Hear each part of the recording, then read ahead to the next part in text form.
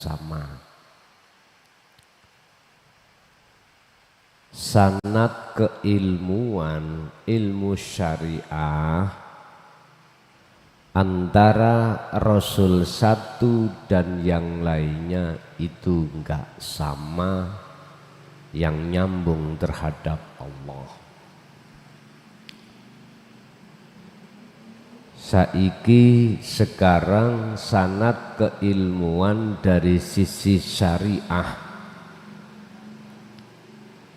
nyambung enggak terhadap Rasulullah. Yang kesanatan ilmu itu diteruskan para sahabat dan diteruskan tabi'in. Nyambung enggak keilmuan tentang ilmu syariah sholat. Jadi sanad itu apa? Berjenjang, artinya sambung ilmu dari Kanjeng Nabi ke sahabat, tabi'in, sambung, itu namanya sanad. Isinya ilmu sanad itu disebut matan. Matan itu isi materi. Contoh.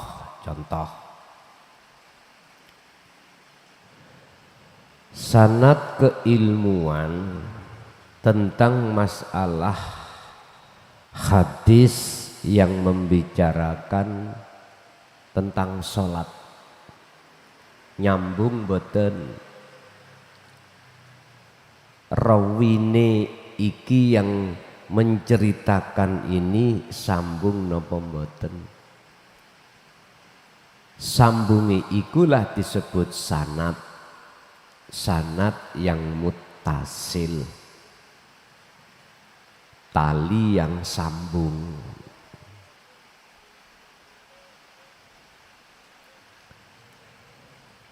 Bicara tentang masalah keilmuan untuk menuju pada Allah, itu juga harus dipercanakan. Kesanatan ilmu tauhid ini yang dibawa oleh tabi'ina sholihin, iku nyambung enggak terhadap Rasul. Khusus bab sanad keilmuan tentang tauhid, mulai dari Kanjeng Nabi sampai terhadap Rasul di atasnya sambung.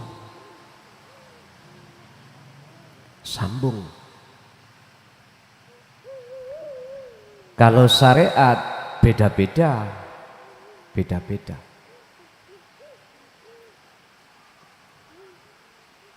Sekali lagi, apa tentang ilmu syariah atas kesanatan dengan kesanatan ilmu hakikat atau ilmu tauhid itu enggak sama. Letak enggak samanya di mana? Kalau tentang ilmu syariah, kita umat baginda Kanjeng Nabi cukup sampai Kanjeng Nabi. Kalau tentang tauhid sambung terus sampai datang Gusti Allah.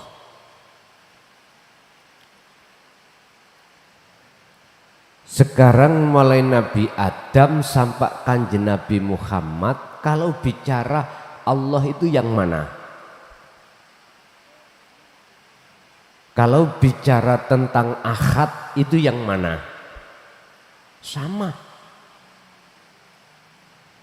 dengan apa yang dibicarakan tabi'in as-sholihin, nggak geser, serambut pun nggak geser. Tapi jikalau syar'i geser, akhirnya muncul madhab-madhab itu geser. Hal ini Allah teguhkan di dalam surat Ali Imran ayat 103, wa'tasimu do jecekelono sira kabeh bihablillahi kelawan taline Allah. Mana? Agama miturut syariat. Agama yang mana yang dimaksud? Agama Islam. Mulai zaman Nabi Adam sampai Nabi Muhammad sama agamanya, agama Islam. Islam yang bagaimana? Lah ini yang perlu kita bedah.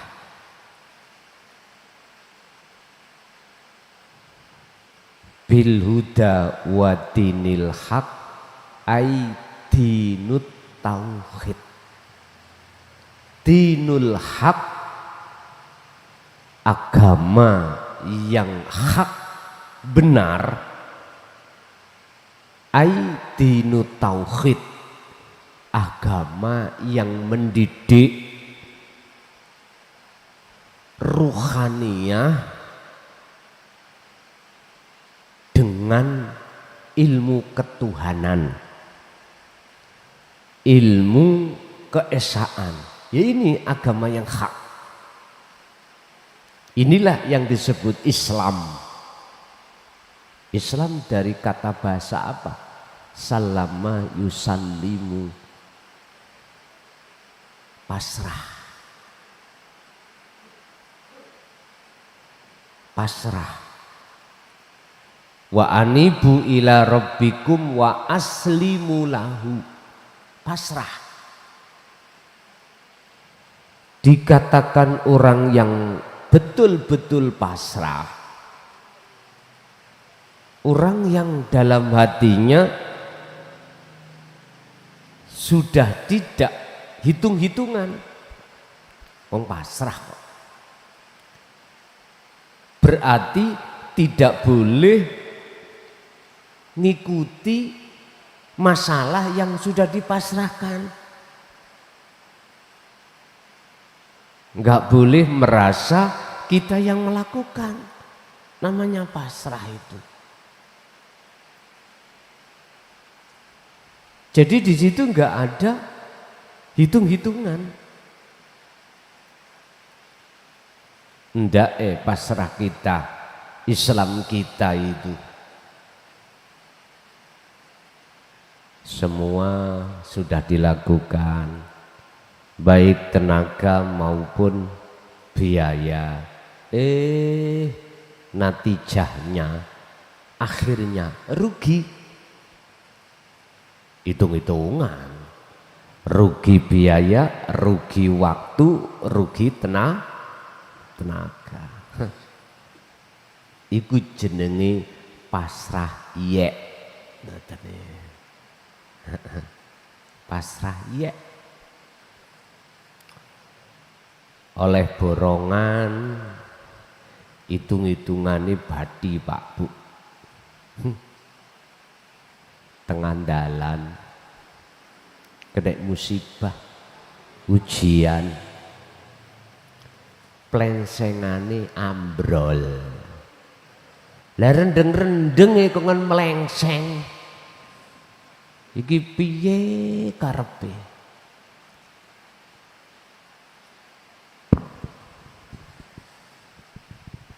Rendeng-rendeng iku ngecor dalan,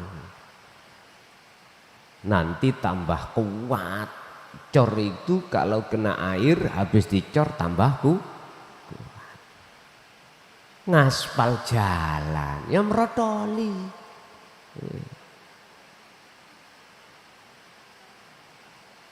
rendeng-rendeng aspal jalan.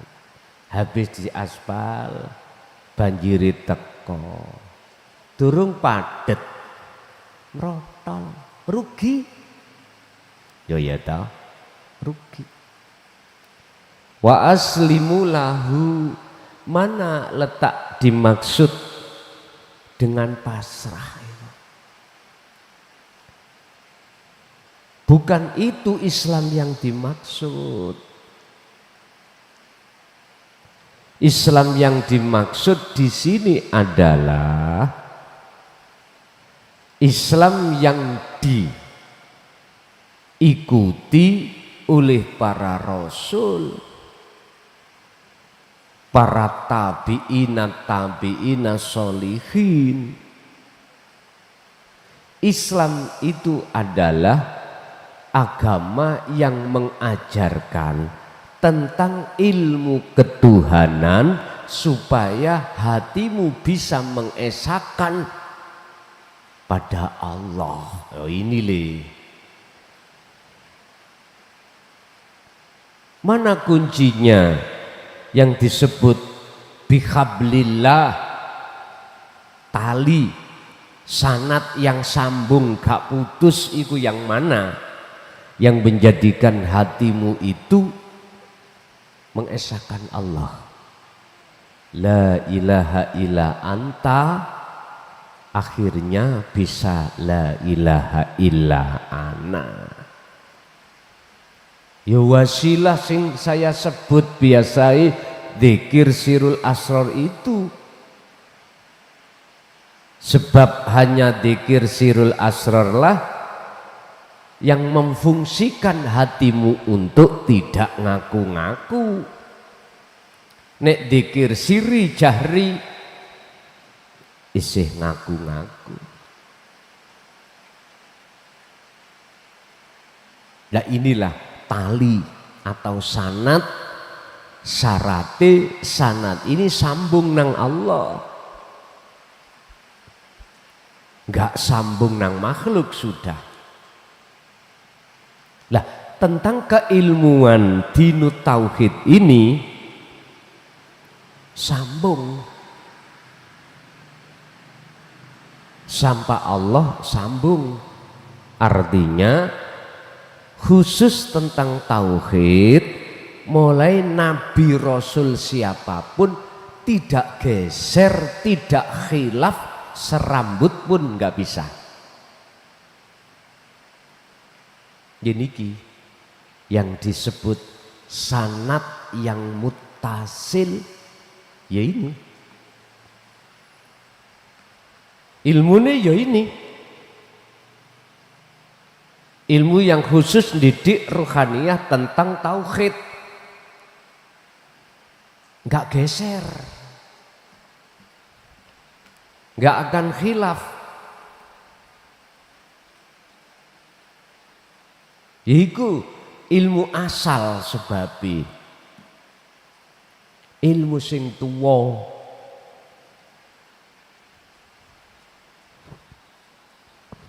ilmu yang tuwek, ya ini nggak geser.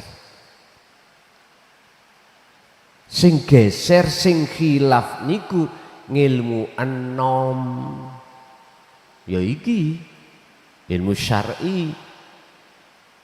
Sampeyan lihatlah tentang imam-imam di hukum syariah khilaf. Madhab ini harus gini, madhab B harus gini, madhab C ya juga nggak sama, geser.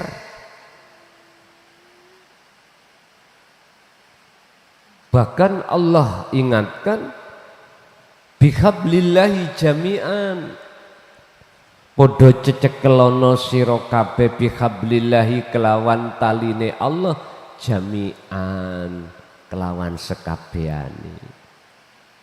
Artine Pak Bu, siapapun Anda, beragama pun apapun Anda, jikalau betul-betul hatimu memegang talinya Tuhan, Andalah yang disebut orang yang tidak bercerai-berai, tidak khilaf. Walaupun dohirnya ilmune khilaf, tapi ruhaniyah hatimu tidak akan khilaf. Hanya menyembah ilahun wahid, Tuhan yang Maha Esa. Wala tafarroku, lan ojo podo pisah-pisahan apa cerai berai sira kabeh. Artine siapapun Anda pasti akan tercerai berai jikalau hatimu tidak bertuhan yang esa. Mesti cerai berai.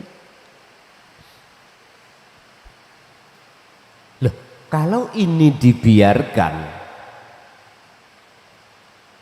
nanti tidak hanya bercerai-berai khilaf, beda pendapat secara argumentasi lesan,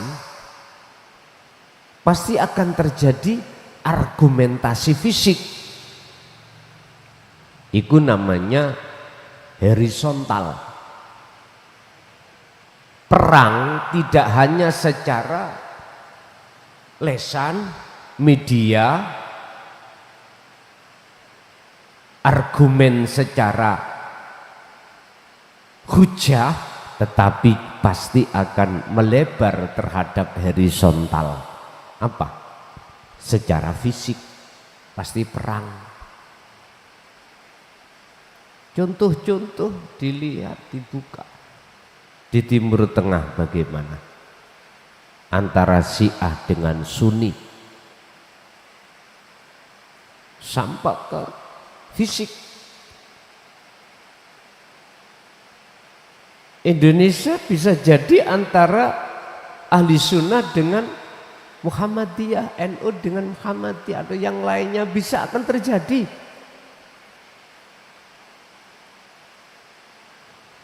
Bersumber atas khilafnya satu makalah. Contoh sholat subuh, ada yang memperbolehkan kunut, ada yang enggak. Tahlil, istighosah, kirim dungo, banyak khilaf di situ. Habis sholat ada yang memperbolehkan untuk wirid, zikir, ada yang tidak memperbolehkan, khilaf.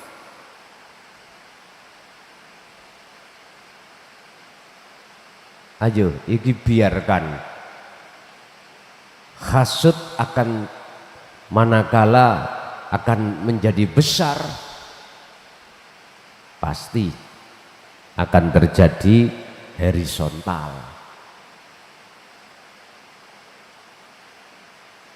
Itu pasti, Pak.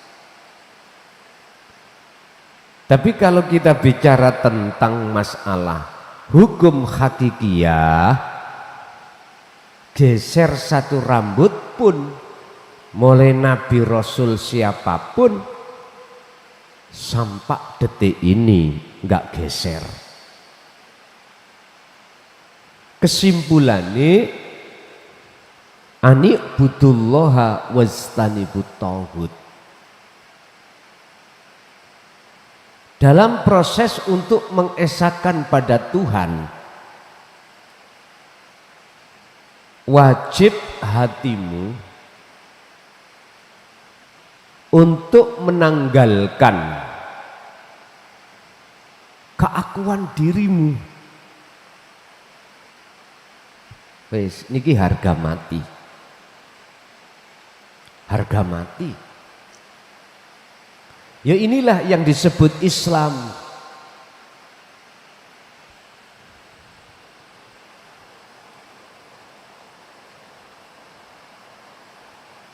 Wala takunu lan ojo padha ana sira kabeh kalladina kaya wong akeh tafarraqu kang padha pisah-pisahan,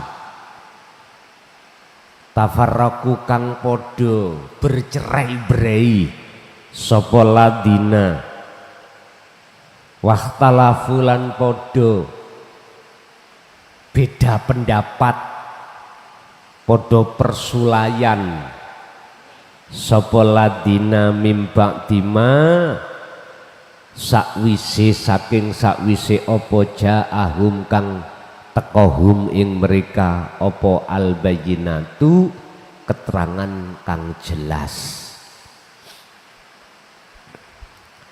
Janganlah di antara kamu sekalian bercerai-berai, beda pendapat, suloyo setelah keterangan yang jelas itu datang. Mana yang dimaksud keterangan yang jelas yang datang? Itulah dinu tauhid. Tapi hal ini tidak akan pernah berhenti selama gak diterima. Artinya beda pendapat alias suloyo khilaf akhirnya mengklaim masing-masing yang benar adalah ajarannya. Sampai hari kiamat pun terjadi selagi dia enggak mau menerima keterangan yang jelas yang sudah Allah datangkan. Dalam artian egoisme pada diri kita tidak akan pernah hilang selama dinu tauhid itu tidak kau terima. Nggak bisa. Alimo kaya apa jenengan mesti takabur. Sugiya kaya apa, punya jabatan seperti apa mesti takabur. Kurang alim iblis apa? Iblis itu luwih alim katimbang para malaikat yang lain. Mengapa Allah campakkan dari surga ke dunia? Itu hanya kesombongan. Sombong. Merasa dirinya lebih baik daripada Adam. Artinya dalam hati kita merasa kita makhluk yang alim, yang mempunyai sifat ngalim. Makanya iblis itu enggak takut apabila sholatmu sregepi gak wedi belas. Maca Qur'anmu iku alim ya apa? Enggak wedi. Enggak akan takut. Jenengan ahli sedekah enggak takut. Ahli hijab Pak sing jarene ngusir jin, ngusir malaikat, wacana Allahu la ilaha illa huwal hayyul qayyum. Setane lho apal tambahan. Ra wedi. Ra wedi. Karena apa? Karena kau merasa dirimu yang bisa melakukan sholat, itulah kesombongan yang terjadi pada diri hati kita. Enggak takutnya di situ. Kui dermawan, bentuk hati kita merasa kita yang melakukan, bisa melakukan, itu takabur. Dan itu memang yang menjadi alasan mengapa iblis enggak takut. Jenengan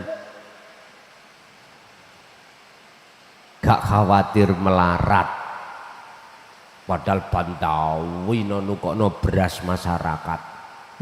Laumanipol Pak.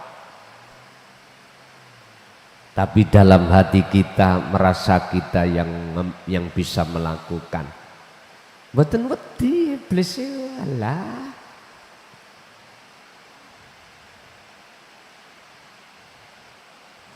Berarti kita itu yang alim, yang kaya, yang dermawan, justru kitalah bolone iblis. Tapi enggak terasa.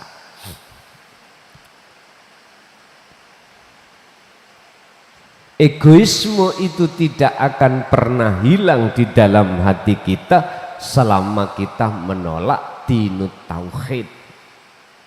Sebab dinut tauhid itu faktor atau komponen pertama untuk mencetak hati ini bisa mengesahkan Allah. Lah inilah yang ditakuti oleh iblis. Orang yang nggak bisa baca Quran, sholat rang kadang enggak. Orang ini yo ora patek duwe, melarat di hadapan masyarakat terendah, dikucilkan. Nek ngundang tahlil sak RT sing teko telu. Lah yo piye Pak disuguhi jagung marning? Saking gak duwene. Suguhi jagung marning. Mulai dibontoti. Sampeyan roh niku kaspe diparut dene apa jenenge nek dibaan biyen pret. Sawut. Cara mriki sawut. Wis jarang sing gelem. Sawut sak gegem dibuntel plastik. Lah wong tangga-tangganya biasanya itu kalau ngundang tahlil iku bontotan gede-gede. Saking gak duwene. Ayo kepingin roh. Paling gak sing teko sak RT wong telu.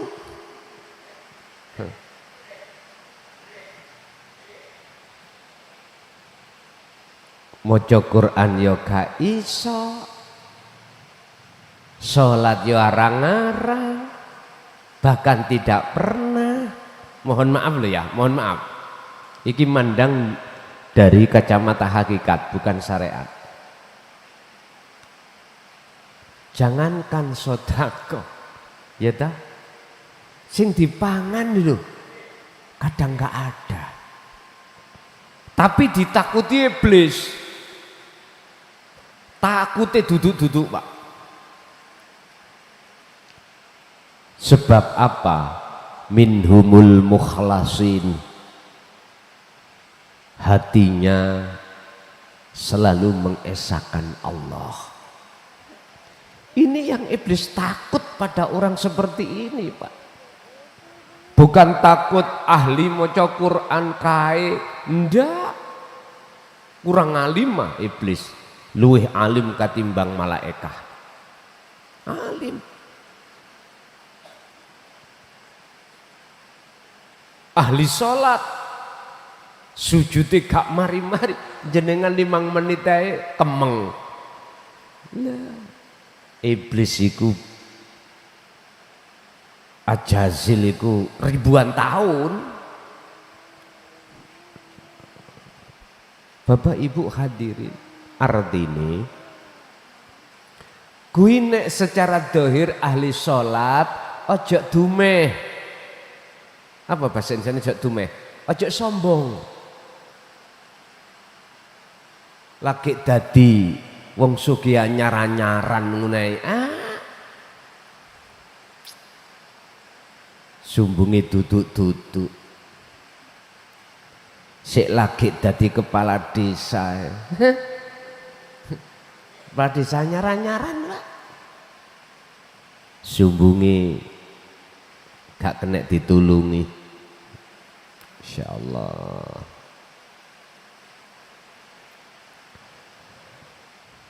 Kita tidak akan pernah lepas dari egoisme tatkala awal kita menolak dinut tauhid. Sebab apa? Sebab dinut tauhid itu pondasi awal seseorang bisa untuk mengesahkan Allah. Ini prosesnya anugerah Allah nekakno seperti itu. Jikalau Anda tetap tidak mau menerima dinut tauhid, maka urusan khilaf, beda pendapat tidak akan pernah berhenti.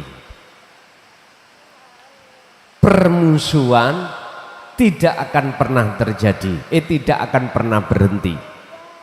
Apa yang terjadi? Padahal keterangan yang sudah jelas itu sudah Allah datangkan. Wa ulaika lan utawi mengkono mereka, hum ya ulaik adzabun utawi ana siksa azimun kang agung. Jikalau jenengan masih bersikukuh untuk khilaf, bercerai-berai, tidak mau memegang tali Allah, sanad yang mutasil secara hakikat, nggak akan pernah geser satu rambut pun, atau tidak akan pernah putus sampai pada Allah langsung, maka wa ulaika hum adzabun adzim. Di dunia sudah ada siksa, hati kita akan selalu gelisah, khawatir dan takut. Sing ngalim takut kelangan kehormatan, sing sugih takut melarat, sing duweni jabatan takut logrok. Begitu seterusnya di dunia, apalagi besok di akhirat. Malaikat tugase iku enting-enting. Malaikat jenenge malaikat enting-enting. Yaiku malaikat mungkar nakir. Mungkar nakir iku malaikat enting-enting. Ketika saat kita tinggalkan alam dunia, masuk di alam barzah, barulah mereka itu berkata, ya Allah, kembalikan lagi aku ke dunia walaupun hanya sesaat untuk bertobat terhadap-Mu. Hatta idza ja'at humus sa'atu baghtatan, nek wis tekani perkara sing ngagetno, yaiku apa? Kematian. Operatore kupinge budheg apa gak ngene, ketok nyuling ngene iki kudu peka cilikno. Ana sing nunggoki apa gak to kuwi?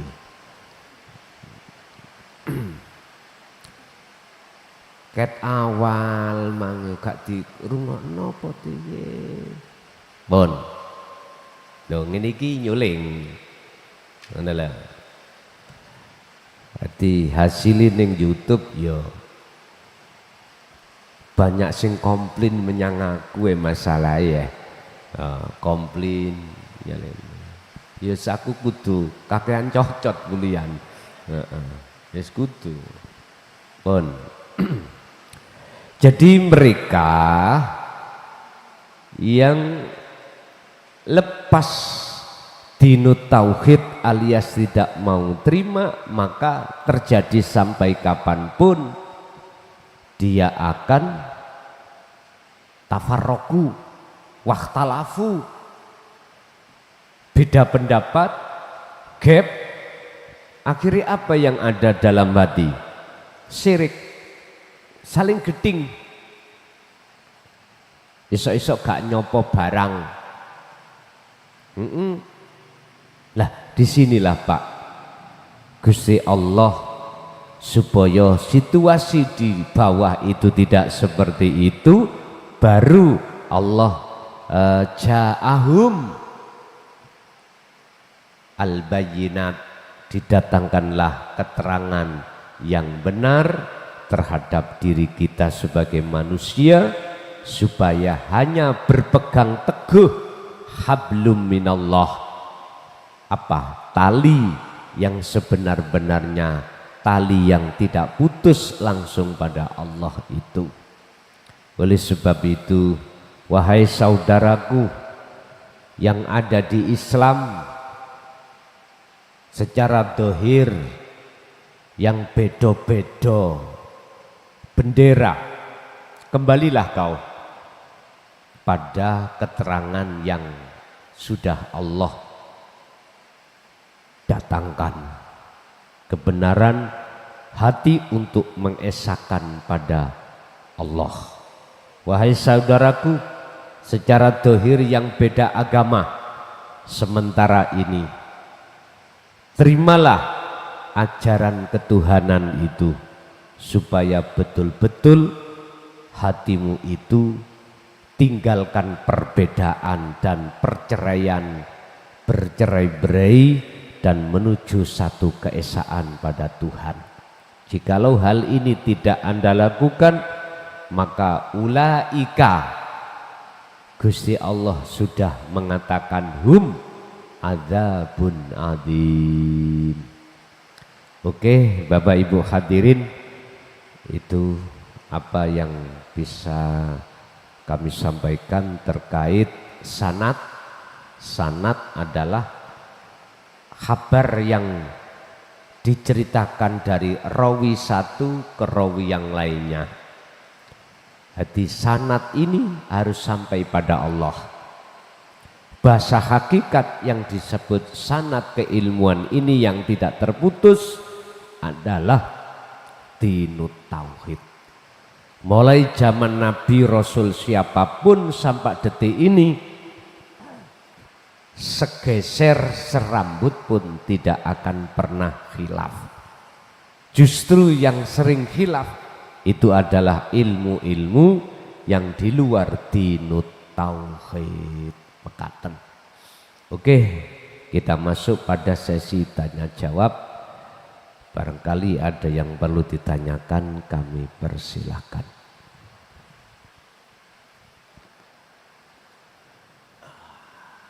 Sekarang akhirnya kasih itu.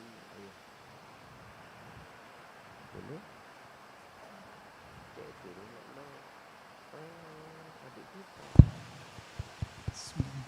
Assalamualaikum warahmatullahi wabarakatuh. Waalaikumsalam warahmatullahi wabarakatuh. Perkenalkan Gus, saya Bu Eni dari Surabaya. Izin bertanya. Saya mengenal Ponpes ini ya 1 bulan yang lalu Gus.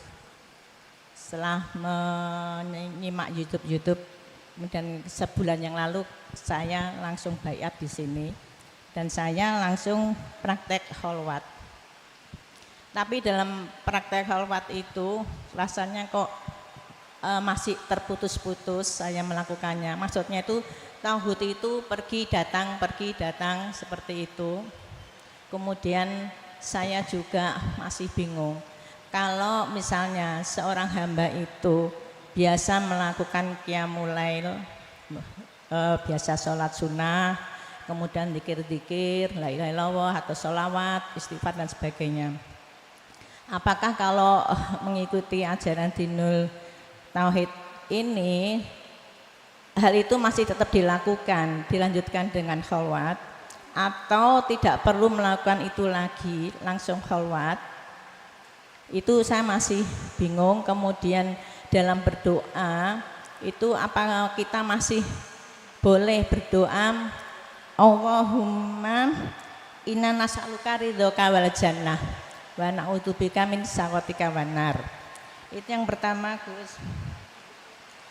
Kemudian yang kedua, di dalam surat Al-Ahzab 56 itu kan dijelaskan bahwa disebutkan bahwa Allah dan malaikat itu bersalawat pada Nabi.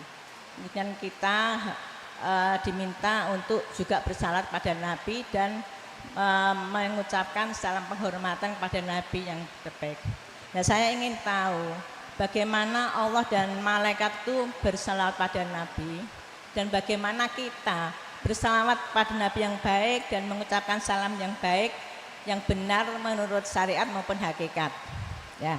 Kemudian yang terakhir, Gus, kalau ajaran Dinul Tauhid ini kita praktekkan, kemudian kita bisa sudah sampai pada makom fana, artinya di situ kan keakuan sudah hilang, yang ada ya hanya Allah, gak tahu itu aja, yang melakukan semuanya Allah. Lah ini kalau saya membayangkan ke perang di Israel sama Gaza itu, Israel itu kan menyerang warga Palestina, itu apa juga Allah yang menyerang itu. Kemudian korbannya itu warga Palestina itu kan juga seperti itu ya, tersiksa korbannya ya. Kok Allah gak kasihan sama warga Palestina yang jadi korban itu? Padahal Allah itu kan maha pengasih dan maha penyayang. Begitu, Gus, terima kasih atas penjelasannya. Assalamualaikum warahmatullahi wabarakatuh. Waalaikumsalam warahmatullahi wabarakatuh. Jikalau jenengan sudah mengenal, memahami sekaligus mengamalkan fungsi dari Dinut Tauhid, dari sistem wasilun, bukan berarti wirid-wirid atau doa-doa yang biasanya kita lakukan sebelum kita mengenal Dinut Tauhid itu enggak usah ditinggalkan juga enggak apa-apa, tapi dengan catatan hati jenengan harus menyertakan sirul asror supaya bisa bertajalli. Artinya pengakuan-pengakuan diri kita sebagai makhluk ketika saat berdoa, saat melakukan wirid itu tidak muncul. Lah, disinilah yang membuat si salik ketika khalwat itu cepet usul ya di sini. Itu sebagai thariqah. Apa sing sampean baca sholat sunnah yang jenengan lakukan itu thariqah, jalan. Lah jalan itulah harus ada tujuan. Lah tujuan inilah yang kumaksud wajib hati jenengan punya tali kabel langsung datang Allah. Lah talinya, wasilahnya adalah sirul asrar. Jikalau ini tidak jenengan sertakan, maka percuma. Kita sudah mengenal ilmu, mengamalkan tentang Dinut Tauhid, kok ya ini dilepas talinya, ini sambungan langsung ruh datang Allah, ya percuma. Tujuan tidak akan pernah sampai, nggak akan. Jadi Bu, seperti biasanya ini sistem wasilun, tetap dalu tahajud, biasanya tahajud, sholat sunnah, silakan. Wong iki jalan, Allah memberikan fasilitas untuk munajat bertemu Allah. Munajat bertemu Allah, sertakan sirul asrar. Karena itu tali sambungan hati jenengan langsung pada Allah, sehingga hati jenengan tidak mudah muncul pengakuan diri. Justru mudah pengakuan hidup dalam diri jenengan itu yang melakukan, itulah Allah. Dan inilah cara dengan cepat jenengan iku ketika khalwat itu bertemu Allah. Yang kedua terkait innallaha wa malaikatahu yusholluna 'alan nabi ya ayyuhalladzina amanu shallu 'alaihi wa sallimu taslima. Bagaimana sholawatnya Allah pada Muhammad, pada Nabi, dan juga malaikat. Sebab di situ dikatakan innallaha sak temene Gusti Allah iku yusholluna. Niki kalau sampai artikan yusholluna moco sholawat, Gusti Allah moco sholawat secara fisik, niki jenenge salah kaprah. As-sholawatu jamak dari as-sholah. As-sholah maknanya rahmat. Berarti Allah merahmati terhadap Muhammad.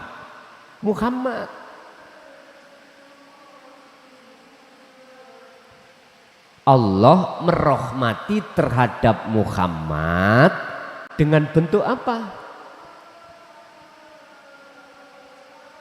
Bentuknya adalah pertama, dia dipilih oleh Allah sebagai Rasul. Kedua, dia pilih oleh Allah sebagai penyampai dinut tauhid. Mana lagi? Termasuk rahmat Allah apa? Memberikan anugerah terhadap Muhammad sehingga Muhammad itu sampai pada makom maksum, makom musyahadah pada Allah, musyahadatul baqa, yaitu rahmat. Cuman yang lebih banyak mereka berfaham Gusti Allah moco sholat. Ketika ditanya bagaimana sholawati Allah nanggani Muhammad, mingkem dapet raisok jawab. Ya jangan begitu tah. Kalau kau mengartikan yusholluna iku Gusti Allah moco sholawat, ya wajib Anda harus berani bisa menjawab atas pertanyaan tadi. Menengai wis pokoknya Qur'ane moco sholawat. Maklum Pak, Bu, tidak mengerti makna dari sisi kodimnya ayat itu. Itu kan seakan-akan apa? Mewajibkan kita untuk moco sholawat terhadap Kanjeng Nabi toh. Yang pada akhirnya pujaan sampai terhadap Kanjeng Nabi Muhammad makhluk. Alurnya ngiring itu di situ mereka. Sehingga pujaan sampean, iman sampean itu terhadap makhluk. Halus Pak niki. Halus banget. Padahal keterangan yang sudah Allah datangkan dengan jelas, Allah merahmati. Sama halnya gini, air ini kalau tidak Allah rahmati, tidak Allah syafaati, nggak bisa air ini sampai minum. Nggak bisa air ini akan menghilangkan rasa dahaga, nggak bisa, karena posisi air makhluk, sifatnya makhluk. Malakum dzarraw wala naf'an, tidak bisa mendatangkan perkara bahaya atau manfaat, nggak bisa. Yang bisa cuman Allah. Kita nggak sadar air ini karena dapat syafaat dari Allah, dapat rahmat dari Allah, seolah-olah akhirnya air ini bisa menghilangkan rasa haus. Padahal yang bisa menghilangkan rasa haus itu adalah Allah. Bagaimana kita akan tahu itu Allah? Wong keesaannya nggak tahu, ya nggak bisa. Nggak bisa. Sama dengan itu. Jadi syafaat, rahmat yang Allah taruh terhadap Muhammad untuk diberikan terhadap kita. Ketika kita tidak paham asal usul, kita akan beriman yang memberikan syafaat, rahmat itu adalah kanjeng Nabi. Oleh sebab itu moco sholawat terus, sholawat. Kecelik Pak sampean, nek imannya ada di situ. Muhammad itu seolah-olah, aslinya gitu, seolah-olah bisa mensyafaati. Padahal syafaat rahmat itu datangnya dari Allah. Sama halnya dengan saya, gak jauh berbeda. Koyok-koyok seolah-olah ilmu yang kita bahas ini yang menjadikan hati kita tenang, sadar semua Allah, seolah-olah koyoke sangka kelason. Tapi asli nih ya sangka urip, sangka yang esa ini. Lah ini loh Pak, asli ini nek mau kembali di situ baru tahu. Wa malaikatahu apa bentuke malaikat bersolawat jari wong-wong niku, yaitu bentuk Gusti Allah mengutus sing jenenge malaikat untuk membawa wahyu diberikan kepada Muhammad. Satu. Nomor dua, bentuk anugerahnya Allah terhadap para malaikat ini, dijadikanlah malaikat itu golongan makhluk yang taat. Golongan makhluk yang taat. Artinya nyun sewu, anane malaikat iki patuh iku sebab dapat anugerah dari Allah yang sifatnya dikabarkan terhadap diri manusia, yaitu Muhammad, yang disebut wahyu. Makanya ada keterangan sapa sing berzikir warid itu datang, malaikat warid itu. Lah warid itu memberikan rahmat terhadap kita, bentuknya menyampaikan atas dasar diutus Allah terhadap warid untuk menyalakan nur makrifat di dalam hati jenengan, dengan tujuan mengusir kegelapan di dalam hati, mengusir penjajahi hati panjenengan kali kula. Seakan-akan malaikat itu bisa merahmati, seakan-akan. Bahkan dijelaskan dalam hukum syariat, sapa sing maca sholawat engko dapat rahmat syafaat saka Kanjeng Nabi kembaliane. Lah ngoten toh? Itu aslinya Pak, ketika hatimu bertajalli, ketika hatimu berzikir, manfaati kanggo dirimu sendiri. Ada di situ sebetulnya. Bon, yang terakhir, berhubung jenengan kali kula niki cara wis dianugerahi Allah. Pertama, hati bisa menerima dinut tauhid. Kedua, jenengan ngamalno kadang putus kadang boten.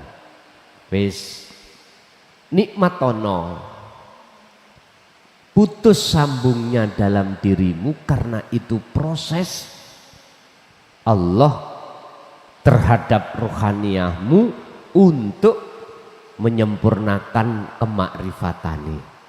Ingat, semua datang tidak bim salabim, semua datang anugerah sangka Allah iku berjenjang atau berproses. Laksana jenengan latihan nyupir motor ya mesti ae awalnya iku mboten lihe, tapi berhubung selalu sampai setir, sampai pegang terus setiap saat dan waktu, maka jenengan akan lihe. Sama kalau dzikir wasilah itu selalu jenengan pegang, mesti itu akan tambah kuat makrifat sampai datang Allah. Mekaten. Masih ada. Iki kok sandalnya diletakkan di bawah, di atas ya. Sandal itu tempatnya di bawah. Assalamualaikum warahmatullahi wabarakatuh. Waalaikumsalam warahmatullahi wabarakatuh. Badhe tanglet iki Gus, rada ekstrim niki, mboten ana napa Gus ya. Niku tanglet niku lho iblis niku bertauhid kali Gusti Allah. Wonten ayat ngeten. Ya ayuhan nafsu mutmainnatu rji'i ila rabbiki radiyatan mardiyah wa dakhuli fi ibadi wa dakhuli jannah. Wahai jiwa yang tenang, yang ridho dan diridhoina, dan masuklah kamu ke dalam surgaku. Pun ngoten mawon Gus. Assalamualaikum warahmatullahi wabarakatuh. Waalaikumsalam warahmatullahi wabarakatuh. Mengapa jiwa itu dipanggil? Karena jiwa itu belakrak. Kok nggak belakrak, nggak dipanggil. Mengapa jiwa itu, mohon maaf, kok belakrak? Karena jiwa itu memang tidak mau untuk bertemu Allah. Ayat itu tadi bentuk kasih sayangnya Allah. Jenengan kali kula enak-enak ning omah kelon, kembul anak bojo. Udan-udan dibelani berangkat ngaji, lama-lama mendapatkan ujian, dipaido oleh anak, istri, suami, tetangga, saudara. Wis, itu gak henti-henti. Ya ayyatuhan nafsul mutmainnah. Nafsu iki sebelum kembali kepada Allah itu disebut jiwa nafsu yang kotor. Artinya ruh yang kotor ini disebut nafsu. Sing disebut nafsu itu keakuan diri sebagai makhluk yang kuat, egoisme itu. Itulah nafsu. Roh yang tinggalkan Allah itu disebut roh kang kotor. Makanya ayatnya ya ayyatuhan nafsul mutmainnah. Sebelum mutmainnah ini disebut nafsu yang kotor. Nanti kalau sudah kembali disebut mutmainnah. Mengapa disebut nafsu? Karena dia tinggalkan Allah, bantah. Tapi ketika saat dia irji'i, ini kan fi'il amar, artinya kata perintah. Balio siro ila rabbiki, maring pangeran ira. kalimat nyuruh balik menandakan bahwasanya jiwa atau nafsu tidak mau kembali. Artinya dia belakrak. Ya ruh-ruh kita ini ketika bersarang terhadap syahwatu dunia ini Pak disebut nafsu atau jiwa yang kotor. Tapi ketika saat nafsu atau jiwa atau ruh yang kotor itu mau kembali, maka disebut mutmainnah. Jalannya itu tadi, ketika saat Allah mendatangkan al-bayyinat, keterangan yang benar, yaitu dinut tauhid, ruh manusia itu berbondong-bondong untuk masuk, menerima, mengimani, lalu melaksanakan. Bentuk jenengan kholwat ini disebut nafsu yang kembali kepada Allah.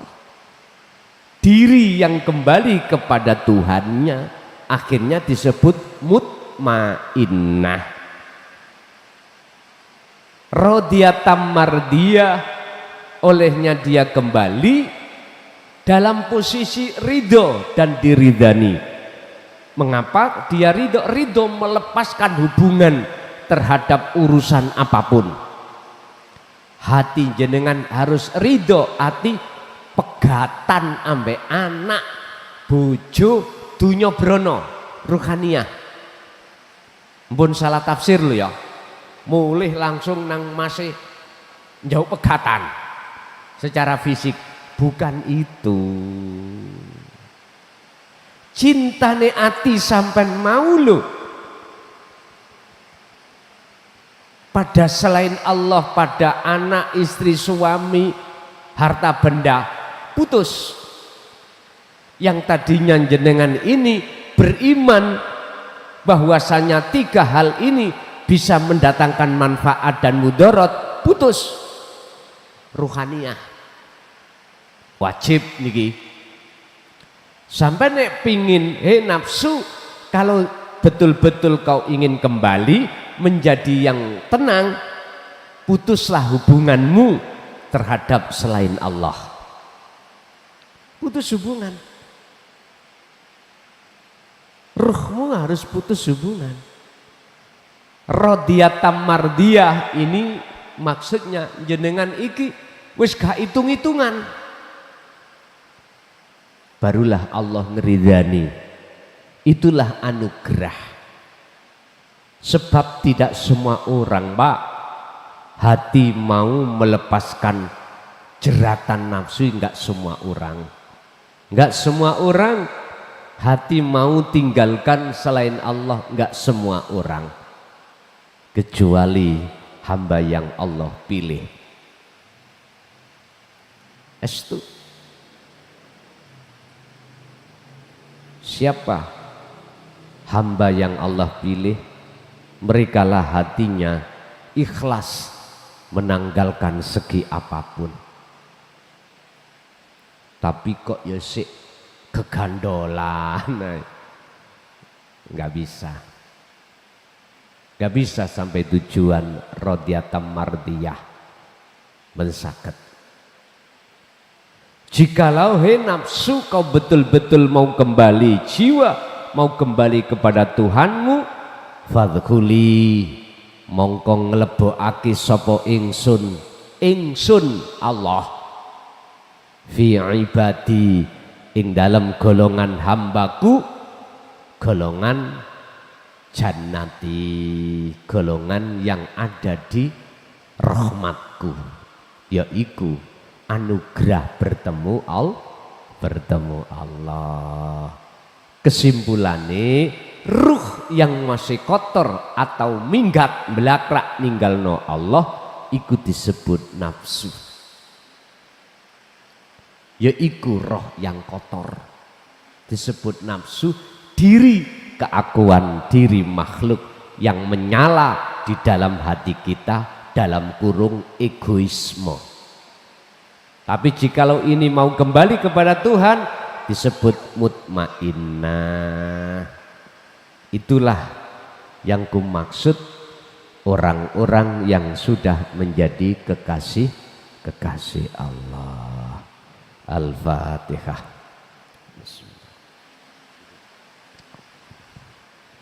Akhirul kalam. Assalamualaikum warahmatullahi wabarakatuh.